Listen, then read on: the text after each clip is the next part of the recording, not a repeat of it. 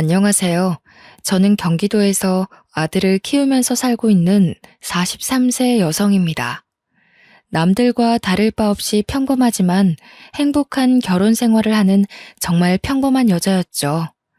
그런데 저는 한 남자 때문에 가정이 파탄나고 말았습니다. 제 결혼 생활이 엎어지도록 어처구니 없는 상황을 만든 사람은 다름 아닌 시아버지였는데요.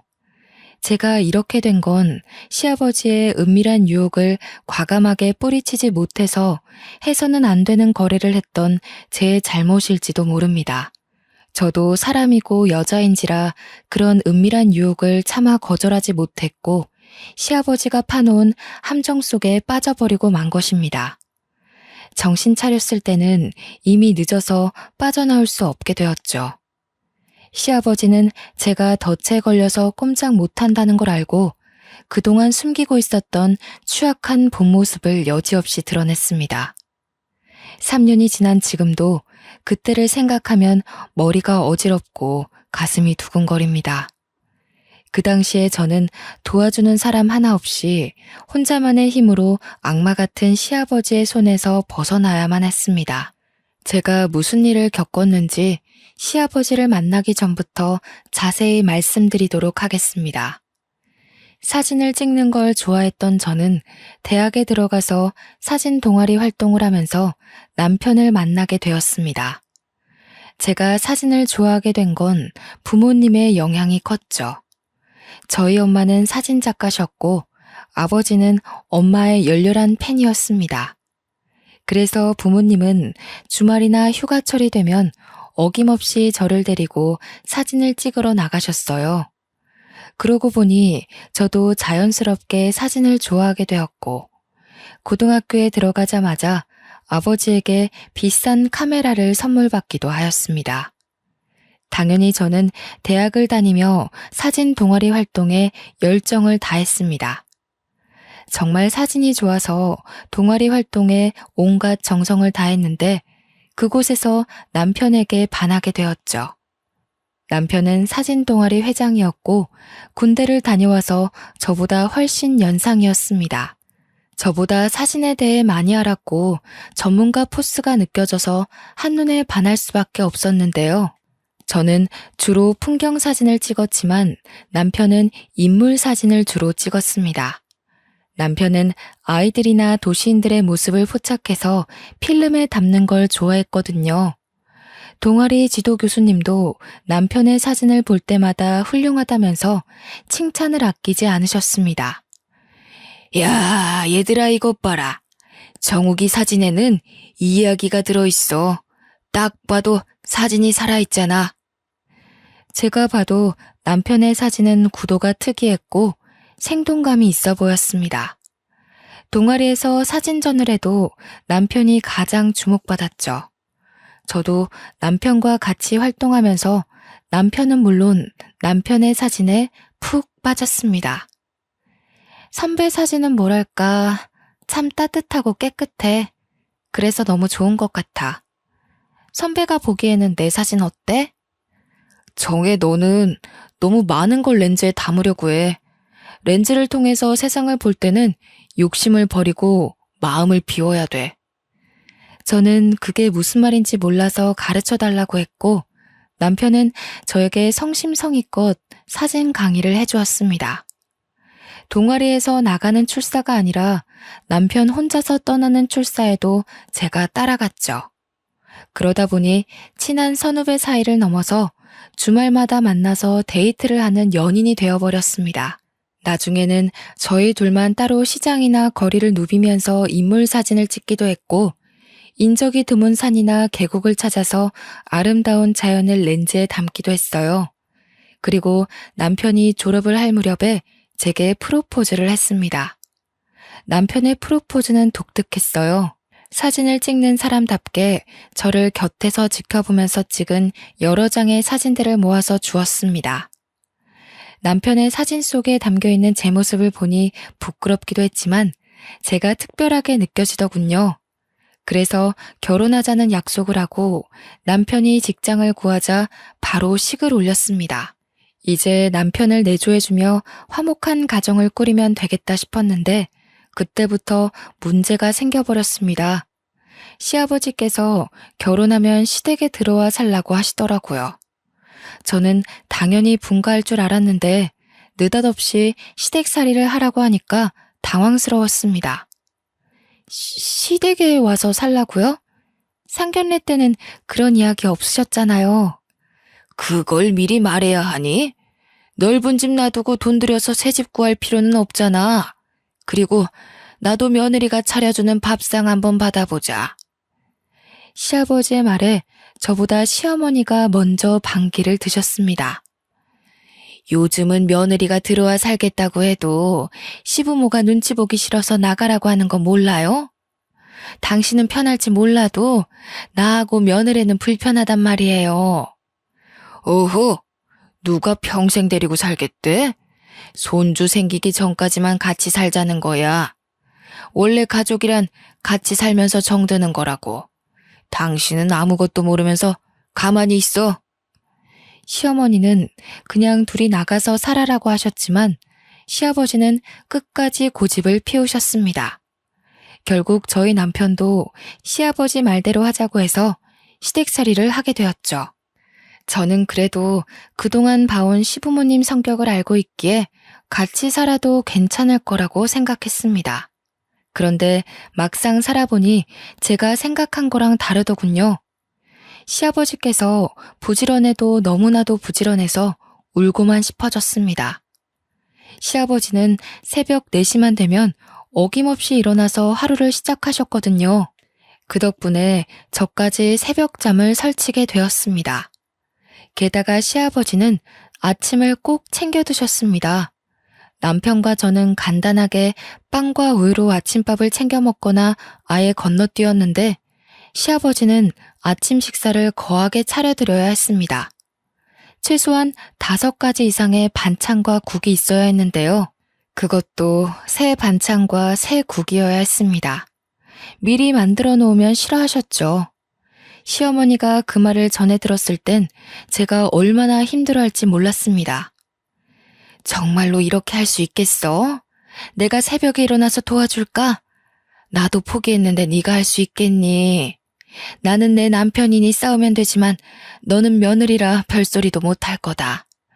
네 시아버지가 워낙 까다로워서 네가 많이 힘들고 피곤할 거다. 괜찮아요. 안 도와주셔도 돼요. 밥만 차려드리고 다시 자면 되죠. 아버님을 위해서 그 정도는 당연히 해드려야 한다고 생각해요. 어머님께서 너무 걱정을 하시길래 왜 그러나 했습니다. 그때까지만 해도 반찬과 국 이야기만 들었지 아침 시간대를 못 들었거든요. 아침을 새벽 3, 4시부터 준비해야 할 줄은 전혀 몰랐습니다. 물론 저도 아버님께 조금만 늦게 일어나시면 안 되냐고 여쭈어봤죠. 그런데 시아버지께서 아침을 드시고 바로 헬스클럽에 운동을 하러 가시기 때문에 이른 식사 시간대를 고집하셨습니다.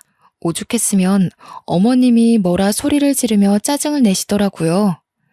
여보, 며느리 힘들게 하지 말고 아침 대충 때워요. 내가 안 해주니까 그동안 알아서 잘 챙겨 먹고 다니더만 왜 그러는 거예요? 당신이 안 해주니까 어쩔 수 없이 대충 먹고 다닌 거지. 이제 며느리가 해줄 거니까 잘 챙겨 먹고 다닐 거다. 며느리가 알아서 잘해준다는데 당신이 왜 나서? 당신이 해줄 거야? 아휴, 말 안 통하고 꽉 막혀서는 남의 집 딸 귀한 줄도 모르고. 됐어요. 당신이랑 말 안 할 테니까 알아서 살아요. 며느리가 힘들다고 울면 내쫓을 테니까 알아서 해. 시어머니와 시아버지가 제 눈앞에서 이렇게 싸우는데 어쩌겠나요? 제가 열심히 아침 해드리겠다고 싸움을 말릴 수밖에 없었죠. 처음에는 아침 잠에 유혹을 뿌리치고 자리에서 일어나서 아침을 준비하는 게 정말 힘들었는데 시간이 지나면서 익숙해지자 몸이 알아서 적응해 갔습니다. 그래서 나중에는 알람을 맞춰놓지 않아도 오전 3, 4시면 어김없이 눈이 떠졌어요. 그만큼 제 생활이 없어지는 기분이 들었지만 저와 반대로 시아버지는 기운 넘치셨습니다. 이제 막 60대에 들어섰지만 말이나 행동은 20대 청년이나 다를 바 없이 거침없으셨죠. 옷차림도 정장 같은 건 쳐다보지도 않으셨고 늘 활동하기에 편한 티셔츠와 청바지를 입으셨습니다. 남편 말로는 아버님께서 물려받은 재산 없이 자기 힘으로 기업형 부동산을 운영했다고 하는데 그래서 그럴까요? 남들과 다른 점이 많이 보였습니다. 저한테도 부지런함을 강조하며 앉아있는 꼴을 보지 못하셨습니다. 집안일에 트집을 잡으시면서 저한테 끊임없이 지적하셨죠.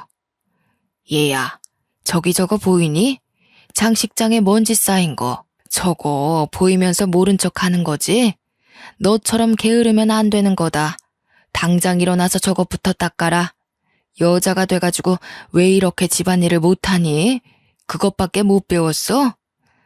아, 네. 지금 치우겠습니다. 여기만 닦아도 될까요? 무슨 소리? 여기도 닦아라.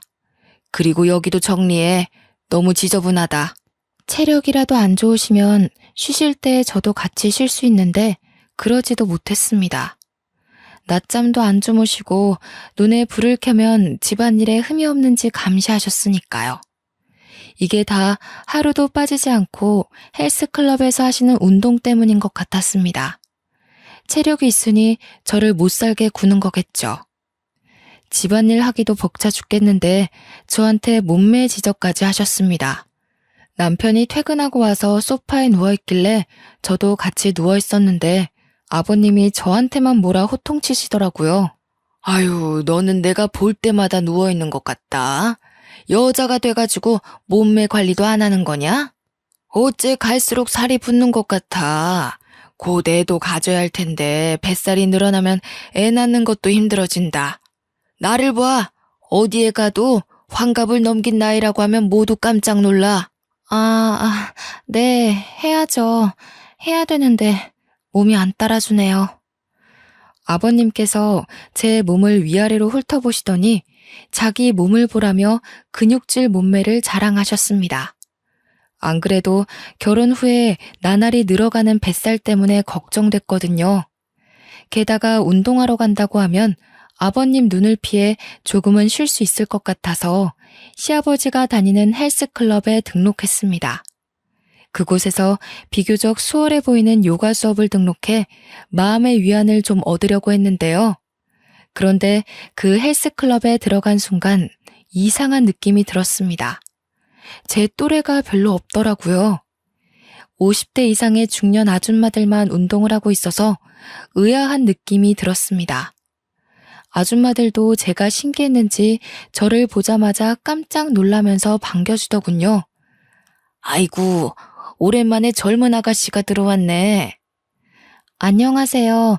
결혼한 지 이제 2년 됐는데 아버님이 운동을 하셔서 따라왔어요. 혹시 저희 아버님 알고 계시나요? 아버님? 설마 최 사장 말하는 건가? 어머나, 최 사장 며느리란 말이야? 아유, 그 깐깐한 최 사장의 시아버지라니 참 힘들겠어. 저희 아버님을 아세요? 친하신 거예요? 말도 마. 그 양반이 몸이 너무 좋아서 이름 났어. 성격만 안 깐깐하면 아주 인기 짱일걸? 아주머니가 하는 말을 들어보니 아버님이 헬스클럽에서 유명 인사인 것 같더라고요. 몸을 만들려는 중년 남자들이 제법 많아서 아줌마들이 운동은 제쳐두고 남자들이 운동하는 걸 구경하는 것 같았습니다. 그렇게 헬스클럽을 다니면서 아주머니들과 수다를 떨게 되었는데요. 집을 벗어나 운동하는 척 사람들과 어울리니 그나마 숨통이 트이더군요. 그곳에서 미정희 언니와 가장 많이 친해지게 되었습니다. 돌싱 경력 5년 차라는데 아줌마들 사이에서 가장 입김이 센 것 같았습니다. 운동은 하나도 안 하고 그 언니랑 떠드는 걸 아버님께 들켜서 PT 수업을 받게 되었죠. PT쌤이 제 또래 여자였는데 저보다 키도 크고 몸매도 좋아 보였습니다. 돈도 많이 내서 아깝기도 하고 저도 몇 달만 열심히 운동하면 비슷한 몸매가 되지 않을까 싶어서 열심히 수업받았는데요. 그런데 며칠 지나지 않아서 선생님과 사이가 틀어지고 말았습니다. 사실 그 선생님이 처음부터 불친절하긴 했거든요. 기구 사용법이나 자세를 가르쳐 줄 때부터 제게 노골적으로 짜증을 부려서 저도 화가 나 있었습니다. 그날도 가르쳐 준 걸 이해하지 못해서 다시 물어보니까 먼 산을 바라보면서 한숨부터 내쉬었죠. 내가 방금 알려줬잖아요. 저번에도 그러던데 왜 자꾸 그러세요? 최정혜 씨는 머리를 폼으로 달고 다녀요? 몇 번이나 알려줘야 하는 거예요. 죄송해요. 제가 몸으로 하는 건 잘 못해서요.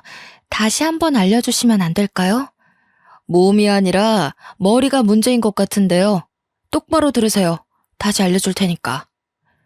선생님 말투나 태도가 정말 기분 나빴지만 최대한 좋게 생각하려고 노력했습니다.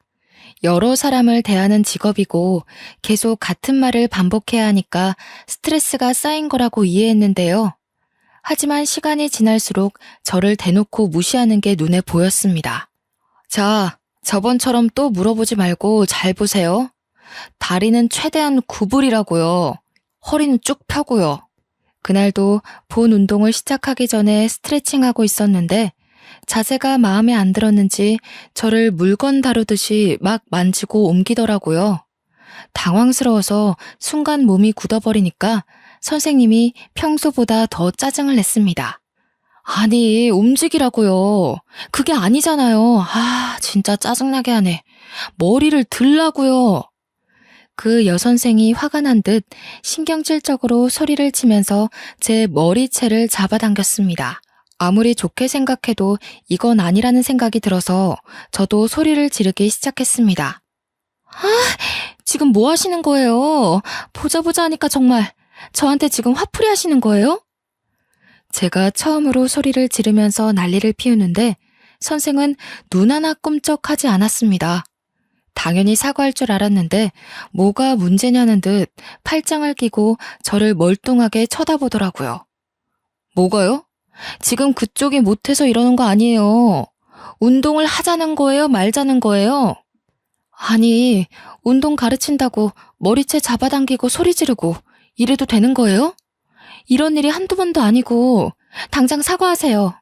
최정혜 씨가 말귀를 못 알아들으니까 직접 몸으로 보여준 것 뿐이에요. 제가 왜 사과를 해야 되죠? 사과는 그쪽이 해야 하는 거 아니에요? 뭐라고요? 진짜 미친 여자 아니야. 뭐 이런 게 다 있어? 나 사과 받고 환불 받을 거니까 당장 팀장 불러와. 제가 선생한테 삿대질을 하면서 소리를 질러대니까 아줌마 부대가 몰려오더군요. 트레이너 팀장도 제 목소리를 듣고 급히 달려오는 게 보였습니다. 저는 사람들 앞에서 당한 일들을 그대로 말했지만 저한테 갑질을 해댄 선생은 제가 하는 말이 거짓말이라고 하더라고요. 팀장은 누구의 편도 들지 못한 채 난처한 표정을 짓고 있었습니다.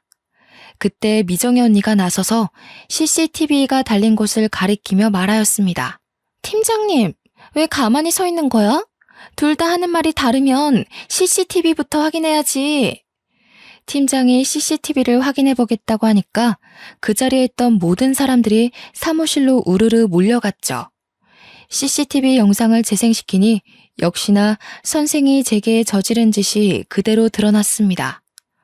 어머, 세상에 저게 뭐야? 머리채를 잡고 삿대질까지 하네.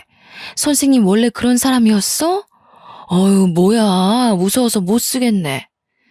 정말이네. 잘하면 한 대 칠 기세야. 너무 무섭다. 도대체 왜 그런 거야? 우리한테는 그런 적 없잖아. 우리보다 어려서 만만했던 건가? 아니, 그게 아니라 저는 잘 가르치려고 했는데요. 뭘 잘 가르치려고 했어? 딱 봐도 머리채 잡고 삿대질밖에 안 했구만. 맞아. 정신 나간 거 아니야? 동네에 소문내서 장사 못하게 해줄까? 아줌마들이 소문내자면서 수근거리기 시작하자 팀장이 그 선생에게 정중히 사과하라는 지시를 내렸습니다. 그제서야 그 선생이 마지못해서 사과를 하더군요. 저는 환불해달라고 했다가 팀장의 설득에 넘어가 담당 트레이너를 교체하기로 했습니다. 팀장은 제게 다른 남자 트레이너를 붙여주었는데요. 그 뒤로 그 버릇없는 여선생과 마주쳐도 인사도 하지 않고 외면하게 되었습니다. 미정희 언니도 저만 보면 그 여선생을 엄청나게 씹더라고요. 야, 저 봐라. 너 무시하고 지나가는 거 회원이면 웃으면서 인사해야 하는 거 아니니? 안 그래도 저 여자 마음에 안 들었어. 말도 함부로 하고 행실이 아주 개판이었거든. 미정희 언니는 그 선생이 얼굴도 반반하고 몸매도 좋다고 남자 회원들에게 인기가 많은 것만 믿고 아나무인으로 설쳐댄다고 뒷담을 해댔습니다.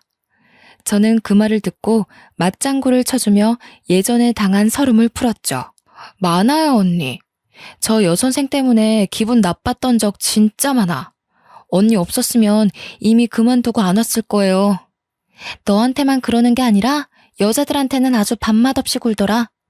우리 클럽에 남자들이 많이 꼬이는 건 전부 저 여자 때문이야. 남자들한테만 잘해줘서 이상한 소문까지 돌더라니까. 미정희 언니가 그 여선생이 바람을 피우다가 걸려서 이혼당한 경력이 있다고 하더라고요.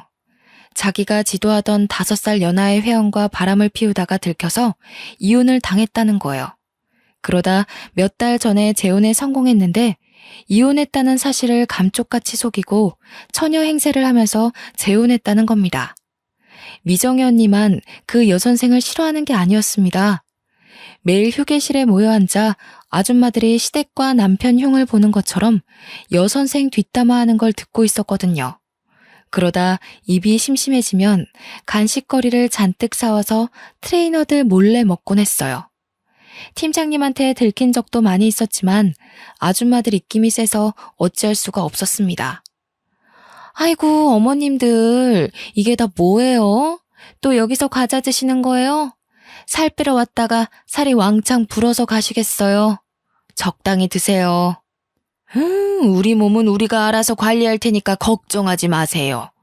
너무 그러지 말고 정 팀장도 여기 앉아서 빵 하나만 먹고 가. 아줌마들은 싫다는 팀장에게 억지로 빵이나 음료수를 쥐어주곤 했죠. 아버님을 피해 도망오려고 했던 저는 당연히 운동보다는 푸짐한 간식을 앞에 두고 편안한 소파에 앉아서 수다 떠는 재미에 점점 빠지게 되었어요. 그런데 몇 달 후에 시아버지와 여선생이 심상치 않은 관계라는 사실을 알게 되었습니다. 그날은 운동을 하러 아침 일찍 나갔었는데요.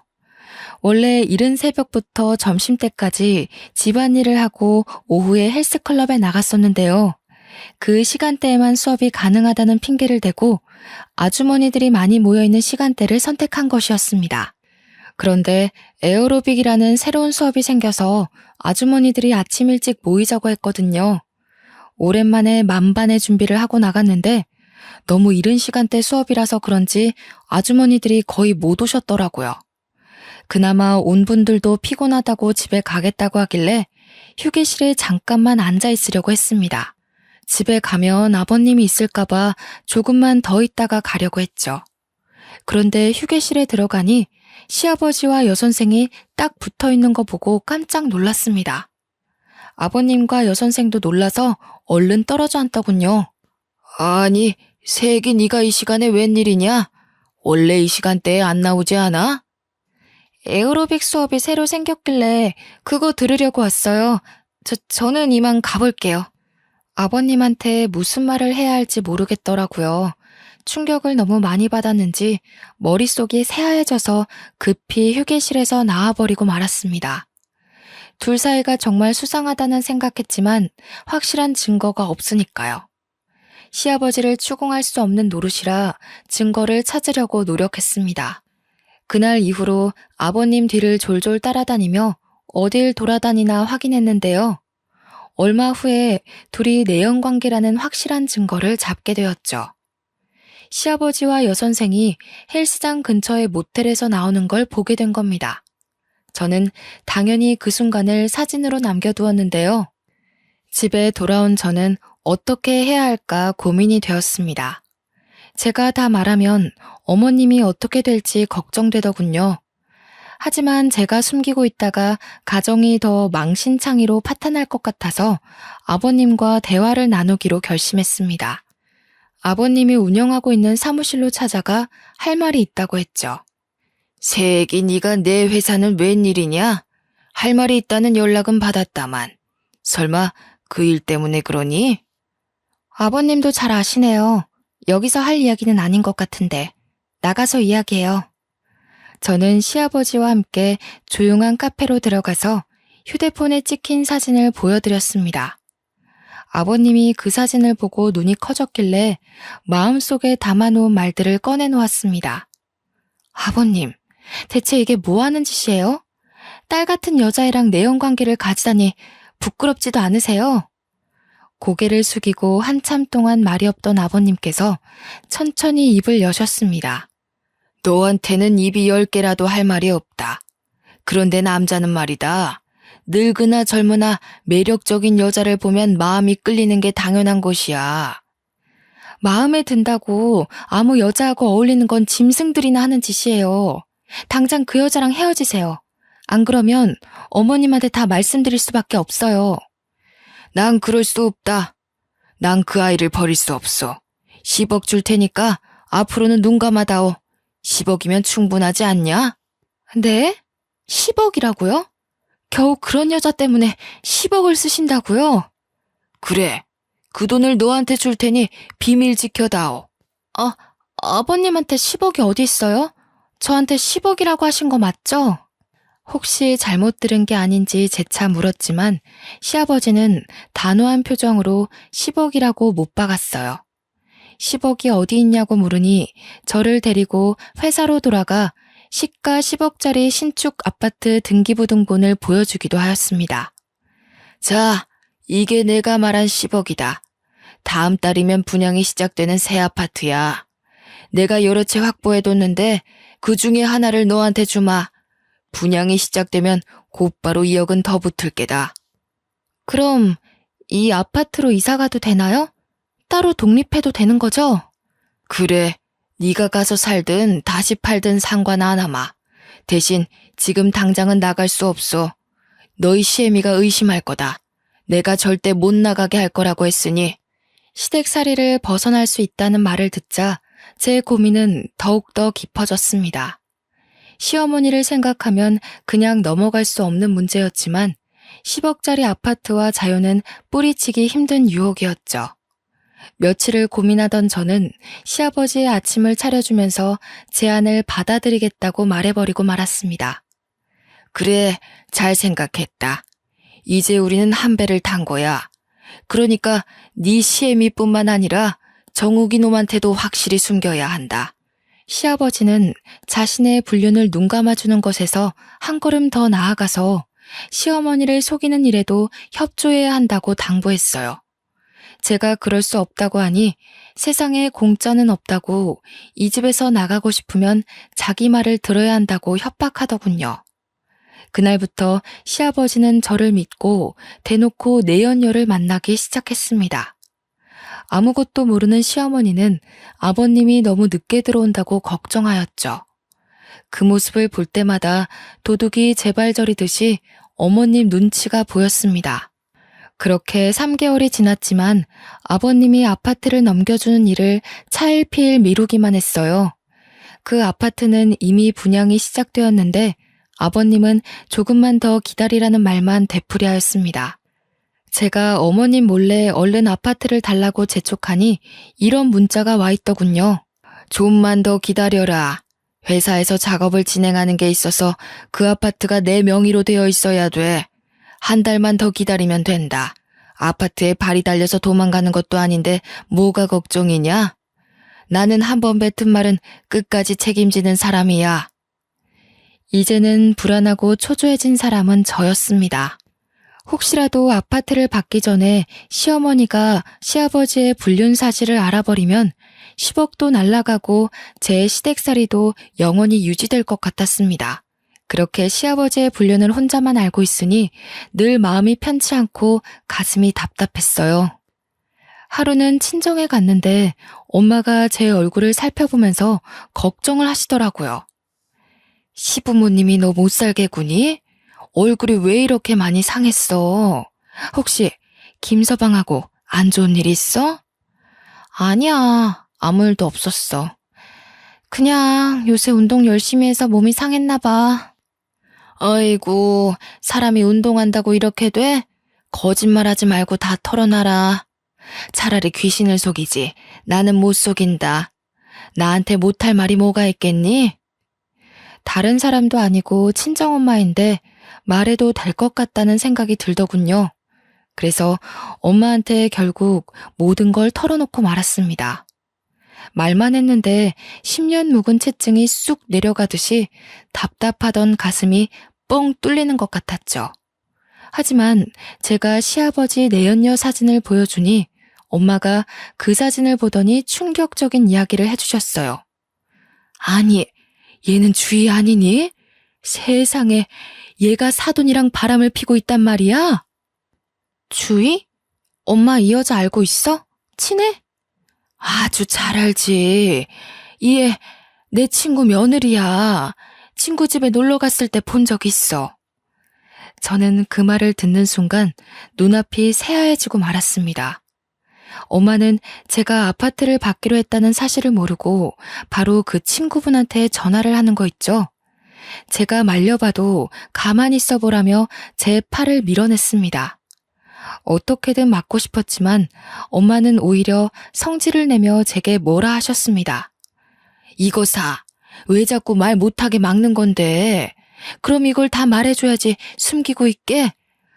넌 어쩌자고 이런 더러운 짓을 알고도 모른 척하고 있었던 거야. 아유 세상에. 그 불려우 같은 년이 결국 대형 사고를 치고 말았구나. 결국 엄마는 친구분과 전화하더니 지금 당장 만나러 간다며 저를 두고 가버렸습니다. 저는 생각할 겨를도 없이 시아버지의 회사로 달려갔죠. 너무 급해서 미리 전화할 생각도 못했습니다. 그저 빨리 시아버지에게 모든 게 들통났다는 말을 전해야 한다는 생각뿐이었죠. 제가 회사에 도착하자마자 시아버지는 자기 사무실에서 웃으면서 누군가와 전화 통화를 하고 있었습니다. 그런데 아버님이 자기야라고 속삭이고 있더라고요. 회사 사람이 아닌 내연녀와 통화를 하고 있었던 겁니다. 자기는 걱정하지 마. 바보 같은 며느리는 벌써 너한테 넘어간 아파트를 기다리고 있어. 그래, 아직 때가 아니니까 팔지 말고 가지고 있어. 조금 더 오르면 내가 알려줄게. 그래, 사랑해. 조심히 들어가. 저는 그 말을 듣는 순간 다리에 힘이 풀려서 바닥에 주저앉을 뻔했어요. 제게 주기로 했던 아파트는 이미 내연녀 차지였던 겁니다. 처음부터 시아버지는 저를 가지고 놀았던 거죠. 저는 집으로 돌아오자마자 쓰러지듯 침대에 엎어졌고 눈에서는 눈물이 흘렀어요. 10억이 날아가 버려서가 아니었습니다. 돈에 눈이 멀어서 시아버지가 파놓은 함정에 빠져버린 제가 너무 원망스러웠거든요. 한참을 울고 난 다음에 이제라도 어머님께 모든 걸 말하고 용서를 빌어야겠다고 마음먹었습니다. 그래서 외출하고 돌아온 시어머니에게 죄송하다고 빌었죠. 어머님, 정말 죄송해요. 돈 때문에 제가 정신이 나갔었나 봐요. 제가 생각이 짧았어요. 용서해주세요. 이 집에서 너무 나가고 싶어서 그랬어요. 아버님이 너무 못살게 굴어서 너무 힘들었어요. 그런데 아버님이 자유를 주겠다면서 절 유혹하셔서 넘어가 버렸어요. 어머님한테는 안 그래야 하는데 저한테 잘해주신 거 생각하면 안 그랬어야 했는데. 용서해달라는 말만 했는데 이미 저희 엄마한테 자초지종을 전해들었나 봅니다. 화가 난 표정으로 저를 노려보던 시어머니가 한숨을 쉬며 제 손을 잡고 일으켜 주셨어요. 그래, 네가 무슨 죄겠니? 이런 집안에 시집 오게 한 내 잘못이지. 얼마나 나가고 싶었으면 그랬겠니? 네가 마음고생이 심했다. 어머님이 이렇게 말씀해 주셔서 다시 한번 눈물이 터지고 말았죠. 정말 죄송스러운 마음에 꺼이꺼이 우니 시어머니께서 친정엄마처럼 다독여 주셨습니다. 아버님을 어떻게 하실지 차마 묻지는 못했지만 제가 찍어놓은 불륜사진을 넘겨드렸습니다. 어머님이 그 사진을 보시고 씁쓸한 표정을 지으셨습니다. 나중에 들은 말인데 시어머니가 그 사진을 들고 회사로 찾아가서 이혼 소송장과 함께 시아버지 얼굴에 던져버렸다고 하더군요. 이 가짜는 것, 감히 나 몰래 바람을 펴? 너 같은 인간은 꼴도 보기 싫으니까 오늘부터 집에 들어올 생각은 하지도 마. 어머님은 그 길로 집에 오자마자 아버님 옷이나 전자기기를 사무실로 모두 보내버렸습니다. 내연녀는 더 비참한 처지가 되었죠. 헬스클럽에 쳐들어온 엄마 친구분에게 머리채를 잡아뜯겼거든요. 사람들 앞에서 불륜녀라는 소문이 쫙 퍼져서 헬스클럽에서도 해고 통보를 받았습니다. 시어머니는 여선생을 상대로 상간녀 소송을 해서 시아버지가 준 아파트를 받아냈습니다. 그런데 시어머니가 그 아파트를 제게 넘겨주시더군요. 이제 시댁살이 그만하고 여기 가서 살아라. 그리고 사람은 돈을 보면 누구나 욕심이 생기는 법이야. 네가 가진 게 없으니 그런 유혹에 넘어갔을 거라고 생각한다. 이제부터는 절대로 돈 때문에 사람의 도리를 저버리는 행동은 하지 마라. 정말 감사합니다, 어머님. 하지만 이제 저 못 살게 구는 아버님도 없는데 어머님 모시고 살게요. 어머님 모시고 살면서 어머님 속인 죄 갚아야죠. 네 뜻이 그렇다고 그래라. 나가고 싶으면 언제든지 나가도 되니까 나 신경 쓰지 말고. 알겠지, 우리 아가? 어머님이 저를 꼭 안아주면서 이렇게 말씀하시길래 죄송하다는 말을 또 전해 들었죠. 어머님과 살면서 전해 들은 건데 이혼 소송 결과 시아버지는 시어머니에게 엄청난 위자료를 물어야 했습니다. 그 위자료로 저희 부부와 시어머니가 풍족하게 살고 있었는데 또 난리가 나고 말았습니다. 시아버지의 내연녀가 제게 복수를 시작한 겁니다. 저 때문에 두 번째 이혼을 당하고 가정이 파탄났으니 제 가정도 깨버리려고 의도적으로 남편에게 꼬리를 친 거였죠. 그 사실을 알게 된 연유도 웃겼습니다. 운동에 관심이 없었던 남편이 벼랑간 헬스클럽을 다니겠다고 했는데요. 당연히 제가 다니고 있는 헬스클럽으로 올 줄 알았는데 굳이 먼 곳으로 다닌다는 것이었습니다. 그래서 남편 뒤를 밟아봤는데 남편이 다닌다는 헬스클럽에 그 여선생이 헬스 트레이너로 있다는 사실을 알게 되었습니다. 불길한 느낌이 들어서 남편의 휴대폰을 뒤져서 증거를 찾아내 보았죠. 역시나 남편은 그 여선생과 문자를 주고받으니 사적으로 만나고 있었습니다. 그 문자들을 보여주며 남편을 추궁하니 남편이 모든 걸 실토하고 말았습니다. 그 여선생이 남편 회사 근처에 서 있다가 번호를 땄으며 운동을 가르쳐 주겠다고 불렀다는 사실을요. 하지만 저는 여선생의 유혹에 넘어갈 뻔했던 남편을 용서하기로 했습니다. 따지고 보면 저도 참 속물이었으니까요. 제가 시아버지와의 거래에 응했던 것처럼 남편도 그런 거라고 생각했습니다. 남편이 저처럼 무릎 꿇고 눈물로 속죄했으니 받아주기로 했는데요. 하지만 돈 때문에 아버지 뻘 되는 남자와 놀아났으면서 자기 잘못은 전혀 인정하지 않고 멀쩡한 가정을 파탄내려고 작정한 여자는 용서할 수 없었습니다. 그래서 미정이 언니를 포함한 아줌마 부대에게 모든 걸 이야기하였습니다. 그 언니들을 데리고 가서 여선생이 있다는 헬스클럽에 난리를 피웠죠. 헬스클럽 팀장으로 보이는 사람에게 여선생이 이 동네에서 어떤 짓을 저질렀는지 다 까발렸습니다. 결국 여선생이 그 헬스클럽에서도 해고를 당하자 제가 있는 헬스클럽으로 와 사과를 하기도 하였습니다. 하지만 저는 그 여선생을 문전박대하였죠. 그날 이후로 돈의 유혹에 넘어가 흔들릴 때가 있었습니다. 그때마다 시아버지가 제안했던 아파트를 생각하고 있는데요. 시아버지가 약속했던 아파트는 제 것이 되었지만 저도 인생 정말 똑바로 살아야 한다는 교훈을 확실하게 배웠습니다. 여러분들은 저처럼 돈의 유혹에 넘어가지 마시고 인간된 도리를 지키시길 바랍니다. 정말 창피한 일이지만 다른 분들에게 도움이 되길 바라는 마음에 이렇게 사연글을 써봅니다.